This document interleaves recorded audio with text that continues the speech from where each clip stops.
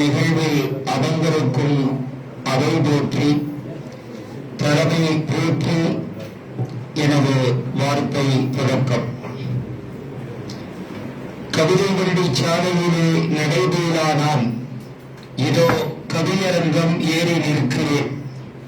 என் தந்தை கவிஞரும் அல்ல, என் தாய் கவியை பெற்றெடுத்த அன்னையும் அல்ல.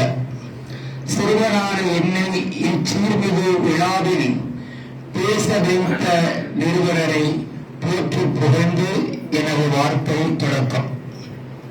அடல் காணவா என்ற தலைப்பில் நான் போராடவா என்று கவிதை எழுதியுள்ளேன். எந்தூர விந்தைகள் கண்டோம், என்னென்னவோ பல புதுமைகள் பெற்றோம். சந்தூரன் செவ்வாய் மண்டலத்தோடும் சங்கதி பேசிட வழிகளை தேடும். அந்த மீனா பல சக்திகள் பெற்றும் அடிதடி சண்டையை வெற்றிட மட்டும் தந்தூரம் ஒன்றும் படிக்கவில்லை. தரணியில் இதனால் என்றுமே தொல்லை. திட்டங்கள் செயல்வடிவம் காண வேண்டும், தென்னை பேச்சாளர்களை ஒழிக்க வேண்டும்.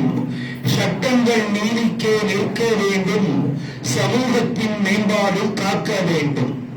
பட்டங்கள் வேலைக்கெனும் நிலையில் மாறி பண்பாடு பக்குவம் வளர வேண்டும். மனிதத்தை மனிதன் அழிக்கும் நிறுவத்தோடு போரிட வேண்டும்.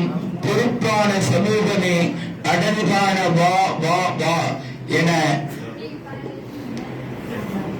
அழைத்து வாய்ப்புக்கு நன்றி கூறி பெறுகிறேன். விடை பெறுகிறேன். சலாம். சென்னையா, சட்டங்கள் நீதிக்கே நிற்க வேண்டும், சமூகத்தின் மேம்பாடு காக்க வேண்டும். பட்டங்கள் வேலைக்கணும் நிலையும் மாறி பண்பாடு பக்குவம் வளர வேண்டும். குவளையத்து குறை நிற்க கொதித்தெழுந்து போராட மாறின் அழைப்பு செல் வாய்மையா வாழ்த்துக்கள்.